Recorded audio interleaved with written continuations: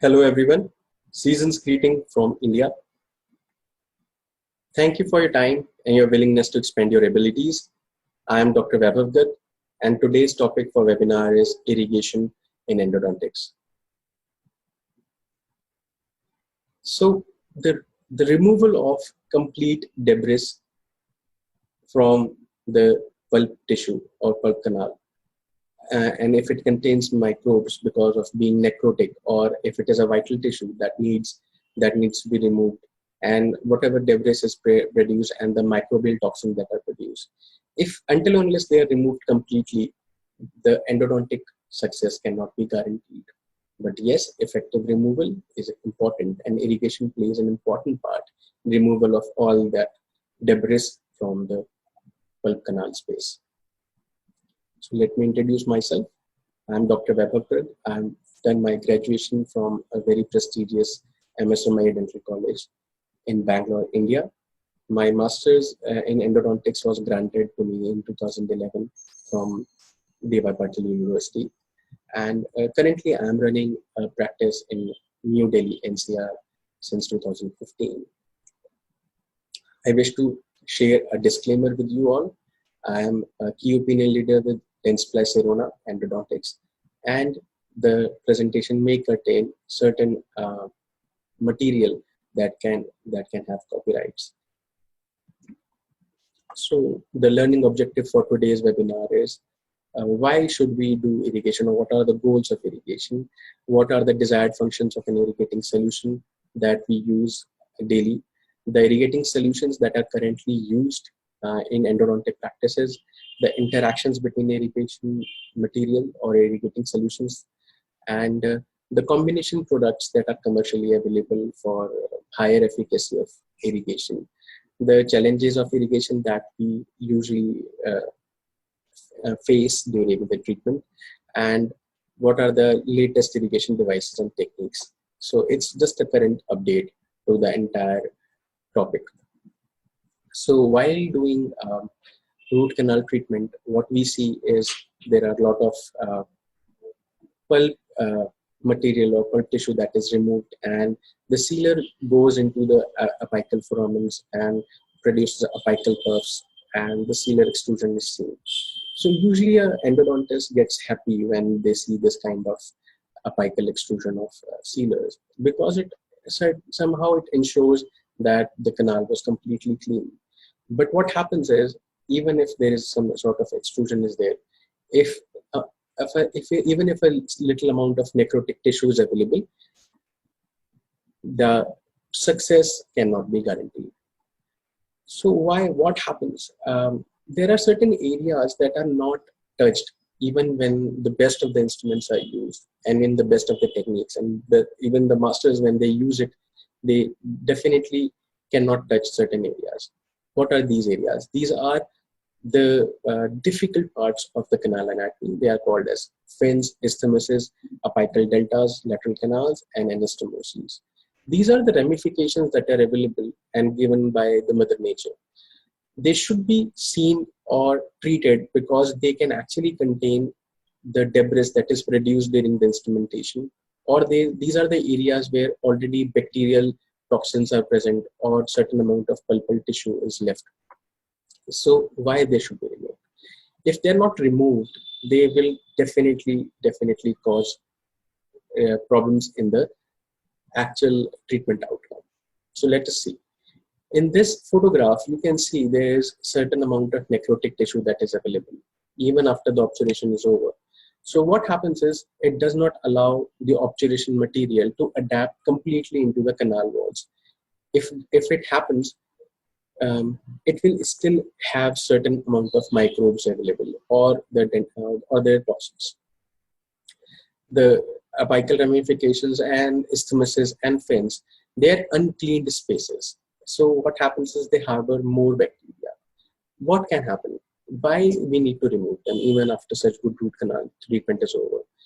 We need to remove them because all these ramifications, if the bacteria is still there in them, they will cause persistent inflammation. Periradicular inflammation will be definitely available. if it is there, it will definitely lead to more failure of the treatment, or what we can say, it reduces the prognosis of the entire treatment. So what happens when we remove the necrotic tissue? It provides us more space for the obturating material, and it ensures that the canal was much more cleaner. So the chances of success improves. So what are the goals of irrigation? Why we should do irrigation? Irrigation should be done because it removes all the microbes and the tissue remnants and the dentinal chips from there. What an irrigant does it prevents the packing of hard tissue and the soft tissue that is produced during instrumentation, and in the apical 1/3. Also, it helps in avoiding any debris that is contaminated to go beyond the apex. So if contaminated material is going beyond the apex, definitely it will cause pain to the patient. So why we should use more irrigations? Because they dissolve a lot of organic and inorganic tissue in the root canal. Antimicrobial property is one of the most sought after properties of an irrigant solution, because if they're antimicrobial, they will definitely kill the present bacteria and the yeast when they come in contact with them. So what are the desired functions? The irrigant should have a flushing action or a washing action, and it should remove the debris that is produced. It should also reduce the friction between the instrument and the canal walls during the preparation phase. It should also facilitate the deeper removal of dentin. That means it should become the dentin should become softer when it comes in touch with that, and deeper sections of the dentin can be removed during instrumentation. That it should dissolve the organic matter like dentinal collagen, pulp tissue, and biofilm. It should kill bacteria and the yeast that are also present in the biofilm if it is present. It should not irritate or damage the vital periapical tissues. It should not be caustic in nature or have any cytotoxic effects. One of the primary things irrigant solutions are now seen is they should not weaken the tooth structures, because the whole purpose of the endodontic treatment is to save the tooth, not to weaken the tooth. So here I am enumerating very popular irrigating solutions, because the time is limited and we need to discuss a lot of topics in the further slides. So I will be talking more on sodium hypochlorite, EDTA and citric acid, chlorhexidine dichloride, certain combination products, and other irrigating solutions. So what is sodium hypochlorite? Sodium hypochlorite can be said as the most popular irrigating solution in the world. It has been in used since the Second World War as the famous material for cleaning up the wounds.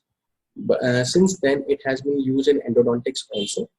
And what happens is, it has got when sodium hypochlorite comes in contact with water, it divides into a sodium ion and a hypochlorous ion. So hypochlorous ion is usually at a pH of 9, and the available solution is usually at a pH of 12 to 13. So what happens is, this hypochlorous acid, what it does, it disrupts the vital tissues of a microbial cell wall, and that leads to cell death. The hypochlorous part acts onto the proteins, and it coagulates them and converts them into amino acids. So this is the actual cause of its activity. The concentrations that are available in dentistry are 0.5% solution, and very popularly known as Dicon solution, to the latest 6% solution that has been popular after 2010. So potent antimicrobial agent, and the most active tissue dissolving property is the best part of sodium hypochlorite as a irrigating solution.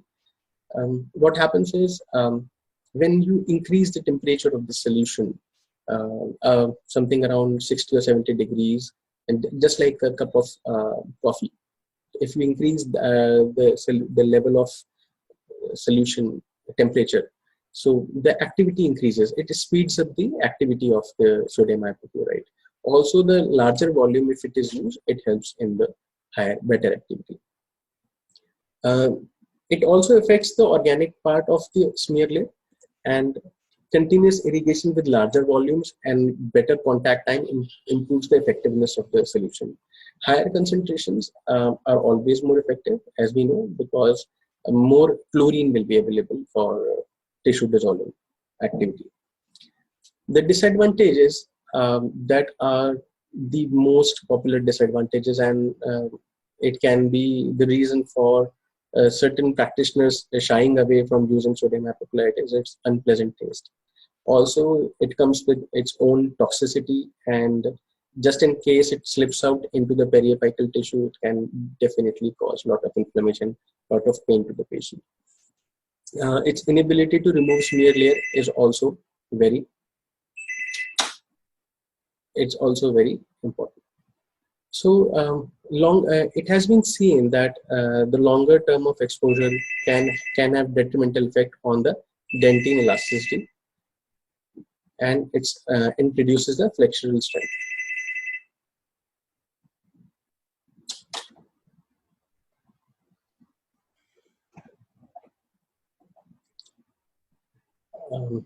Coming to the next topic, it's EDTA and citric acid.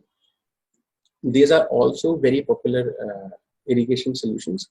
What EDTA does is, and citric acid does, they are the chelating agents. So they help in dissolving the inorganic material, including the hydroxyapatite. No antibacterial activity is there, and that is the biggest disadvantage these materials can have. These are available as gels and liquid form in buffered solutions. So EDTA is commonly used in 17% concentration, and citric acid is used as 10% concentration in dentistry. Even 20% concentration and 40% concentrations are available for frequent users in dentistry by certain manufacturers. So what happens is, when we should use EDTA, after the instrumentation is over, when your irrigation with sodium hypochlorite is over, EDTA or citric acid is used. So what happens is, whatever the smear layer or the debris has been produced by the instrumentation, and the organic part of the entire debris will be removed by sodium hypochlorite. It will be dissolved by that. But these smear layers and these debris also contain some inorganic part. So these inorganic part needs to be removed completely for effective treatment. So EDTA or citric acid, when it comes in contact, it removes the entire inorganic part of the smear layer. What happens is, when these EDTA or citric acid, they act, and it acts on the deeper part of the dentinal layers, that provides better results, because most of the antibacterial materials, or if you're using intracanal medicaments, they will have access to the deeper parts of the dentinal layer. Coming to the next best irrigating solution is chlorhexidine digluconate. Why it is popular? Because it has got good, and I must say very good, disinfection properties. It has been also the most researched irrigant solution in the recent times. So the commonly used concentration is 2%, and the advantages of sodium hypochlorite over the advantages over sodium hypochlorite of chlorhexidine digluconate is, it has got no smell, no bad smell, and it does not irritate the periapical tissue. Even if it goes accidentally there, it does not irritate it that bad. It is, I must say, it is much safer to use. And the only disadvantage that chlorhexidine comes with is it has no tissue dissolving property. So why chlorhexidine digluconate? Why it is so popular? Actually, what happens is, the antibacterial property that is provided by chlorhexidine is due to it permeates into the outer cell membrane and causes coagulation of intercellular components. The property of chlorhexidine, by what it is famous, is substantiality. Substantiality means it provides a continued antimicrobial effect by binding into the hard tissue. So whatever tissue, bacterial toxins are left inside the dentinal tubules, even after the instrumentation is over, irrigation is over, it stays back there, and it continuously provides more activity on those toxins. So it acts like a reservoir of antibiotics or an antimicrobial activity.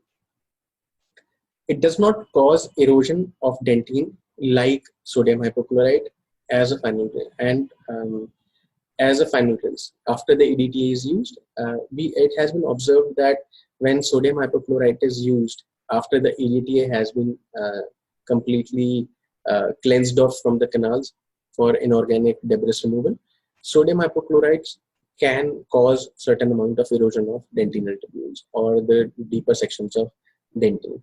So chlorhexidine does not provide such erosion.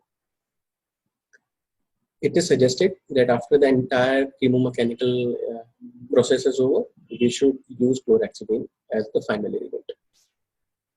Other irrigating solutions that are commonly used as sterile water and physiologic saline. The problem with sterile water and physiologic saline is that if the bottle or the container has been opened and is open to the air of the operative, it can actually be contaminated, and it can further contaminate the properly cleaned or instrumented root canal. So it has to be avoided for any usage in dentistry. Hydrogen peroxide is a very popular irrigant and is in combination with sodium hypochlorite. It provides more effervescence or more bubbling action to the sodium hypochlorite activation. But when the research was done, and it was seen that if sodium hypochlorite is used alone, it produces better results when in combination with sodium hypochlorite and hydrogen peroxide. So sodium hypochlorite is alone enough to produce the desired results of an irrigating solution. Lignocaine and urea have been used in the past, but are not used as irrigating solutions anymore. Iodine compounds like iodine potassium iodide are also very effective as antibacterial materials or irrigant solutions. They come with two disadvantages. One, discoloration of the hard tissue. Second, they also can be allergic to certain patients. So if the patient is known allergic to iodine compounds, it should not be used. So what happens when these irrigating solutions are mixed together? Because a certain amount of properties are available with sodium hypochlorite, certain properties are available with EDTA, certain properties are available with calcium hydroxide. So there is a need to what we say, a curiosity to add certain amount of irrigants, and we feel that we can use them. But yes, they come with their certain interactions, and we should know about them. So what happens when sodium hypochlorite or EDTA are mixed? When sodium hypochlorite comes in contact with EDTA, it actually reduces the amount of chlorine that is available for the tissue dissolving property. And when that happens, the overall activity of the sodium hypochlorite reduces. So one of the major reasons is not to use sodium hypochlorite and EDTA as a common solution. Yes, one of the experimental materials was Trinitol X100 that was made by adding sodium hypochlorite and EDTA in a certain combination, and it is also known as Endo-Dontic cocktail, but it has not proven its results. Calcium hydroxide, sodium hypochlorite, when mixed with chlorhexidine gluconate, it actually produces a brown orangish precipitate, as you can see here.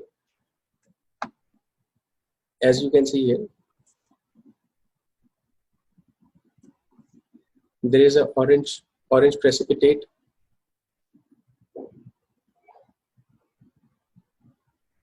Orange precipitate that is available here, and it has been found with the spectrophotometry that this can contain parachloroaniline, and that can be mutagenic. So the usage of this combination is avoided. Also, when EDTA is mixed with chlorhexidine. It produces a white foggy material, and it precipitates during the use. So it cannot be completely removed from the canals when it is once it is produced. So the combination has to be avoided. So what should be done to enhance the activity of the available irrigant solutions? There is something called as surface active agents, or what we say, these materials have an inherent property of wetting the canals, but they have higher surface tension energies. So what happens is when these detergents are added, or we say surface active agents are added, the wettability of the entire canal increases tremendously and manifolds. When it increases, the efficacy of the available irrigant solution increases beautifully. So we have three very popular products out here on the screen. Smear Clear. It is one of the products that has EDTA with surface active agents, and it proves to be much more better than the available EDTA of 17%, because it clears the deeper parts of the dentinal tubules. Chlor Extra also has certain amount of surface active agents. This is 6% sodium hypochlorite. So when it was used in vivo studies, it has been seen that it clears larger amount of the activity is the larger amount of pulp tissue was removed at a very faster pace. The speed of the activity was increased. Coming to Chlorhex Plus or CHX Plus that we see, it also has certain amount of surface active agents, and it was proven in certain in vitro studies with dentinal debris blocks and biofilm products that it clears out larger amount of biofilm, or it penetrates or removes the planktonic bacteria faster. The other combination that is available commercially is MTAD, or it's a mixture of tetracycline, citric acid, and a detergent. Another product is tetracline. Both are doxycycline based irrigants. The only problem with these products is they can actually stain the hard tissue. Nonetheless, tetracline has been a better product than MTAD and proven antibacterial properties, even better than chlorhexidine. So, what are the common challenges that we face during irrigation? The formation of smear layer. The smear layer, when instrumentation happens in the root canal, the rotary instruments produce a certain amount of smear layer that can be from 1 micron to 5 micron thick. So these smear layer cannot be alone treated with one irrigant. The right combination of sodium hypochlorite to remove the organic part of the irrigation of the smear layer, organic part of the smear layer, and inorganic part of the smear layer is removed by the EDTA. And sequential use is important. If you don't use these two materials, smear layer will never be reduced. If it is not reduced, it can hamper the actual adaptation of obturation material. Dentin erosion is also a very significant thing that is under consideration now in research.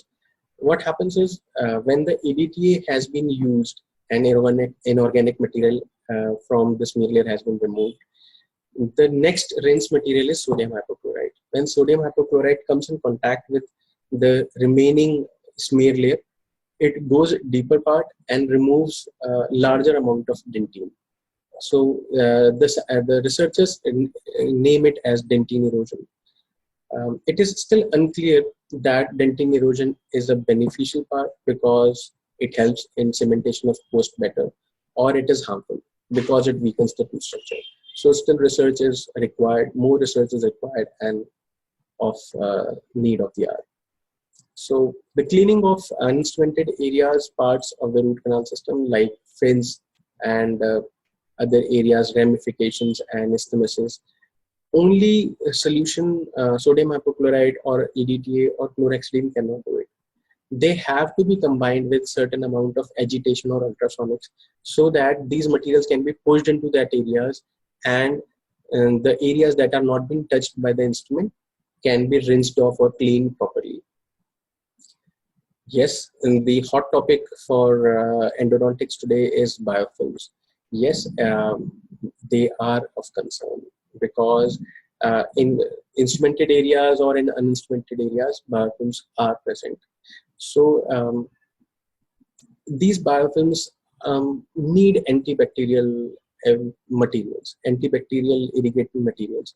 So what happens is biofilms are removed by, firstly by instrumentation, then secondly by good amount of sodium hypochlorite that is used, and third we have to make sure that they are completely disinfected by the use of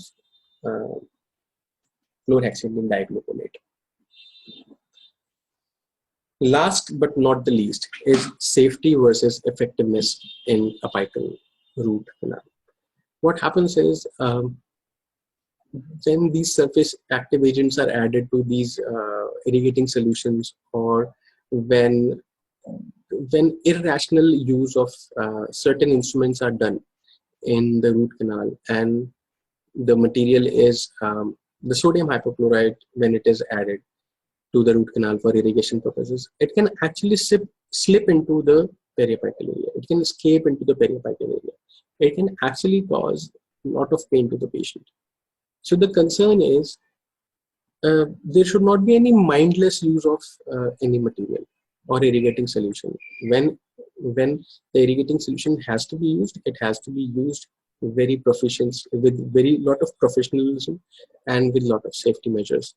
Anything that causes hurt to a patient is not recommended. Let me come on to the irrigation techniques and devices. So we can majorly divide them into manual or machine assisted. Coming to the manual, we can divide furtherly into syringes that are used for irrigation with the help of needles. Certain brushes are available, and manual dynamic agitation. Also, the machine assisted have rotary brushes, continuous irrigation during instrumentation, sonic, ultrasonic, and pressure alteration devices. So, since it is one of the most used or most convenient form of irrigation, syringes with irrigation, syringes with irrigant material with certain needles like Endo-Dontic needles are commonly used by general practitioners and endodontists also. So the common way of using them is the needle is bent, the material is transferred into the canal, and it is received back on a gauze base. But it has been observed that these needles do not reach even the apical 1/3. They stay mostly in middle 1/3 or coronal 1/3 of the canal. Using specific needles for endodontic irrigation, like side-vented needles, can actually reach up to the apical 1/3 of the root canal system and provide better irrigation. Why? Because these the regular syringes or syringes with needles that we are using, they have a limited property. The material that is relieved from them, or released, the irrigation material that is released from their tip, can reach only next 1 mm in the surface area, in the apical area, or maybe in the direction that they have been used. So only next 1 mm is involved, and rest of the area is untouched. Also, these needles are not for actual endodontic purpose, because they can engage into the canal actively and can cause the protrusion of the irrigating solutions like sodium hypochlorite periapically, and can hurt the patient majorly. So what should be done? There are specific needles that are called side vented needles. They come in 24 gauge, 27 gauge, and 30 gauge.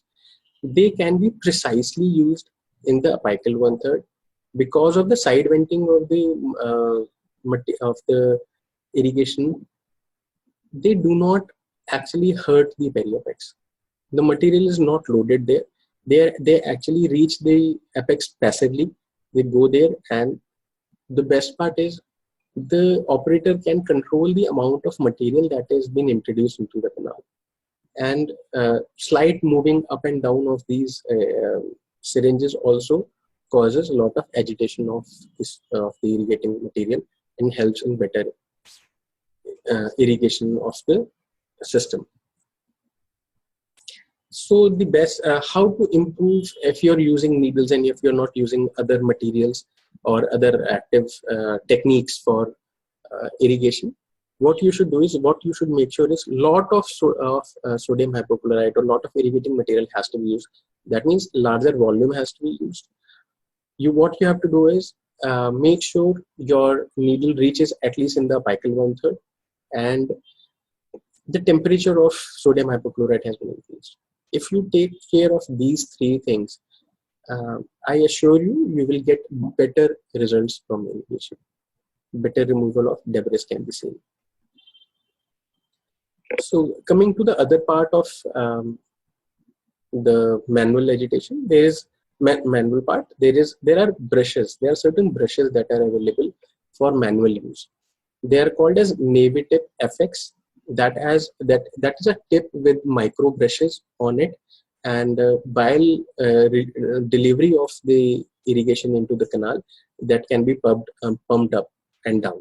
So the logic behind developing such product was that the micro brushes that are available over the irrigation tip will scrub the canal walls and will help in removal of the layer of any material that is available or any debris that is available. They can actually reach into the fin part also, or small misses, they can reach there and clean them up. These fibers are radiolucent, so just in case they are broken up, we will not be able to see them in the canal and will not be able to remove them from the canal.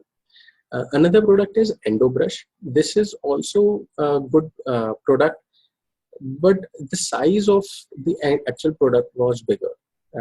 So the canals that are actually apical size of 35, these can be used. So if the actual purpose of irrigation is to clean all the areas of root canal, that is apical, middle, and coronal 1/3, and if we use these brushes can only be used in the coronal middle 1/3. So the efficacy is not proven, and we are still waiting for better products from the same company. Coming to manual dynamic agitation, it is one of the most popular methods right now. You can see on different social networks and platforms. What happens is the canal is prepared, and when the sodium hypochlorite is placed into the canals, the master apical size of the canal is seen, and the same size of tight fitting GP is taken. That let's say, for example, if a canal is prepared with 30 size and 6% taper, so a GP point of 30 size 6% taper will be taken of the corresponding to the last file that has been used in the canal, and sodium hypochlorite is placed into the canal, and it is vigorously pumped into the canal till the apex. So usually it is seen that up to 100 strokes can be created in a minute. That creates around 3.3 kilohertz of vibrations, and what it causes is there is always a fresh irrigating solution that reaches the apex, and the next material is pumped out. So by the rule of Archimedes principle, when the material is pushed, it goes into the finer areas like fins and the isthmuses, because the major area is taken up by the GP point, and the remaining area, the irrigating solution is pumped into those ramifications like a piston. So the GP point acts like a piston and pushes the irrigating material into those fine areas. It has been proven as a very effective method. The only disadvantage is it is very laborious. Imagine you are pumping one GP point 400 times into each canal. So that is the only disadvantage that comes with this. Rest, it has been proven to be a very good method of manual agitation. Coming to machine-assisted agitation, we do have rotary brushes. One of the product was Riddle's brush, or Riddle introduced this brush in 2001. So it rotates at 300 RPM, and it also cleans or scrubs the walls along with the irrigation material. Similar material or equipment from Colteen was introduced, that by the name of canal brush. It rotates at 600 RPM. These both products have been very promising, and we look forward to see these products very commercially successful in future. Coming to continuous irrigation during instrumentation, what we have seen is we should know more about vapor lock concept now. What is a vapor lock concept? When there is a fine micro tubule that is available, or a micro size of pipe is available, or a column of water is available, there is always certain amount of air that is trapped in. So what happens is, it does not allow, imagine the same concept inside a apical, in a apical area of a root canal. What happens is, when you load the entire canal with sodium hypochlorite, there is certain amount of air that blocks the entire contact of sodium hypochlorite with the all walls of the root canal. So what happens is, if you break these small air bubbles, we will have more effective activity of the irrigant. So all these machine assisted products actually focus on this concept. Coming to my favorite, Endo-Activator. It is one of the sonic products that are very famous in Endo-Dontics. It has got 3 speeds. It has got 3 kind of tips, yellow, blue, and red. These are different tip sizes of 15, 25, and 30.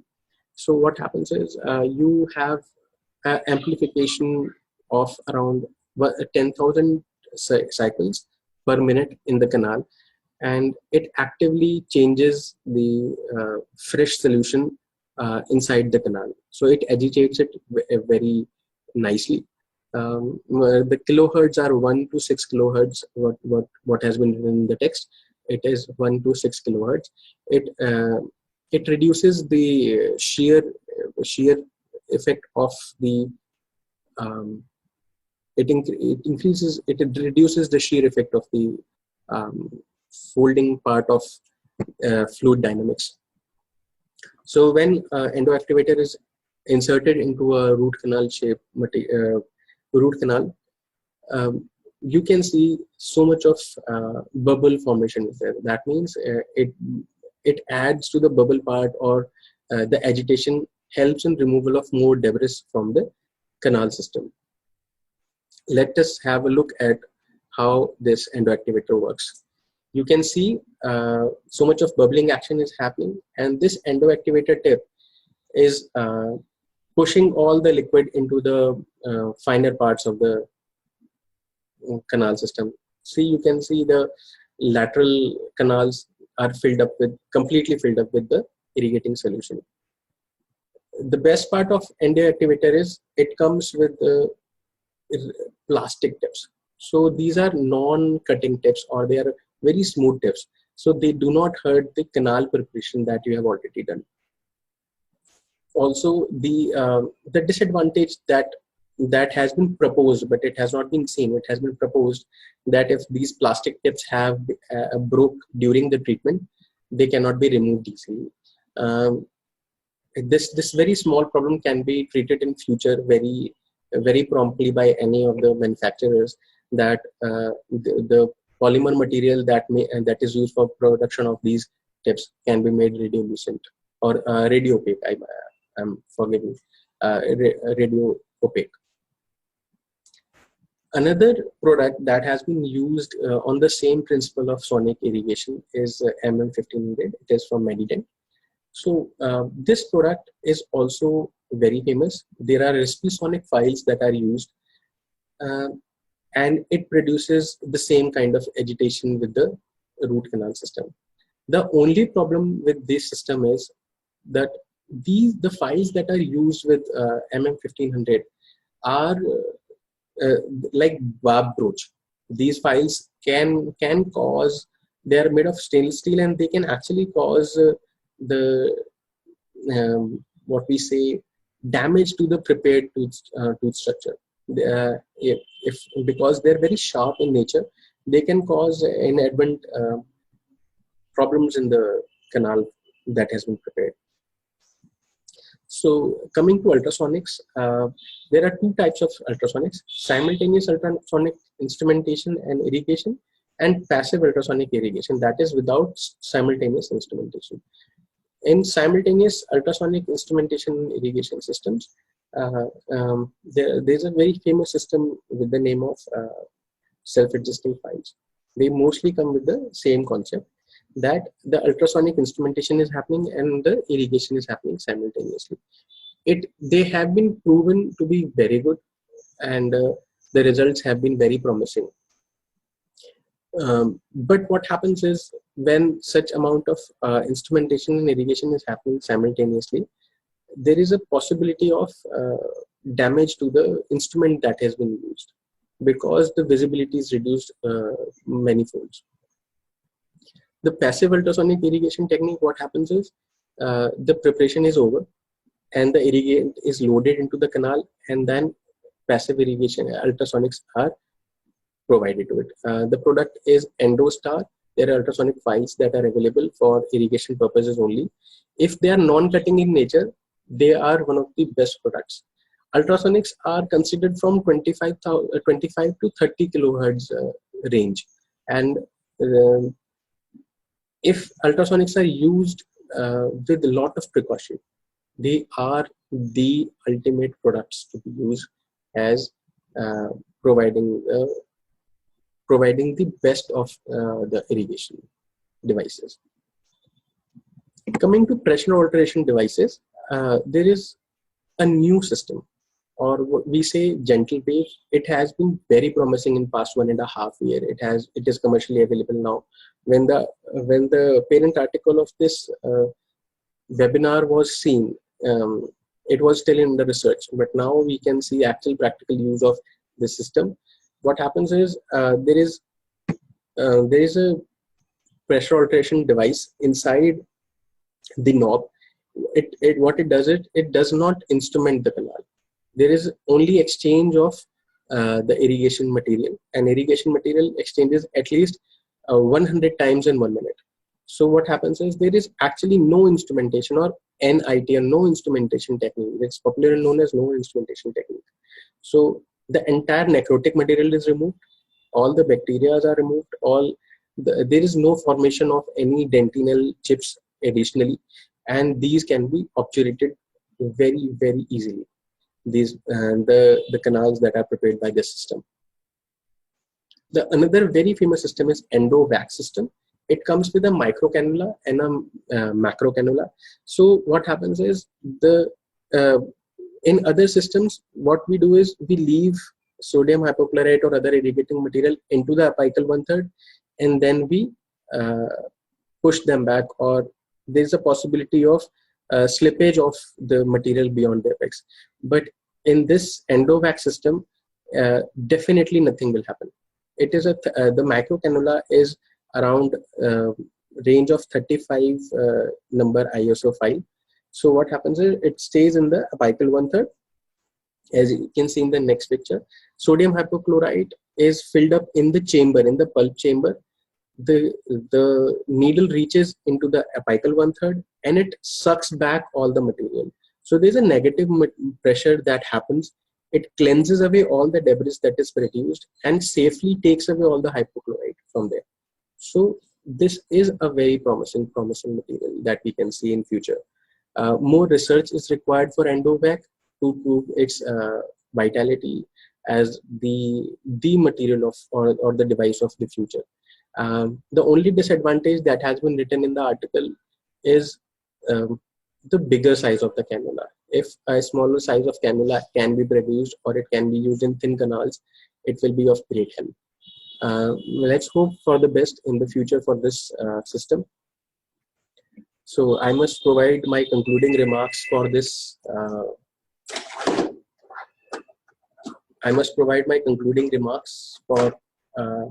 This study, that the need of the hour is we need more well-controlled studies with standardized dentine debris and microbial film models, so that all these materials can be substantiated and can be equally tested. Also, the effect of the irrigation material and the irrigation device has to be correlated with the actual treatment outcomes. If there is no efficacy that can enhance the treatment outcome, we cannot evaluate its actual value of actual usage in the dentistry. From my perspective of practice management, the practicality of using a material, that means if the irrigating material is very expensive and enhances the treatment cost in many folds. And so in developing countries, it is difficult to economize the entire treatment. Then if the equipment is very expensive, it becomes difficult to buy that product. Also, the ease of use and handling of the instrument and the irrigating material has to be seen. The economy of the product actually becomes a major reason for using it or not using it during the treatment. The food for thought for the upcoming or fresh researchers is how to improve the designs of the actual available equipments right now and the user friendliness that can be added to these equipments. I wish the best for all the viewers that have actually seen this webinar, and thank you for your time and your willingness to expand your abilities. I'm very grateful to you that you have beared with me for almost 25-30 minutes. I would suggest at the end of the webinar, I would suggest certain readings. There's an article from Lishabu, and in 2009 has to be read. It's a classic article. There's a chapter on irrigation in Endo-Dontics by Marcus Haposolo in Dental Clinics of North America. It's a must read, and most of the material that has been taken during this webinar is inspired from these two articles and the chapters. For any endodontics or any general practitioner, Stephen Cohen still remains the Bible for study. My source of inspiration for this webinar is Professor Perimashtu. I have been with him in 2017. I was with him, and we had a great time together as a training program. He told to me that it's very easy to complicate simple things and vice versa. That means as an educator, we should always simplify the difficult or the complex concepts, and we should render it or pass them on to the next generation or the fraternity that we survive in. So my best wishes for everybody who has been part of this webinar. I must thank you all. A deep thank you, or from the deepest part of my heart, to Dr. Shihab Romid, and he is the director of London Dental Academy, because he is the only one who inspired me to make this webinar and explore the potential of a webinar. Thank you so much. Thank you so much. So the last word from this webinar is knowledge isn't powerful until it is applied. So hope this presentation helps everybody who listens to this. Thank you. Thank you so much.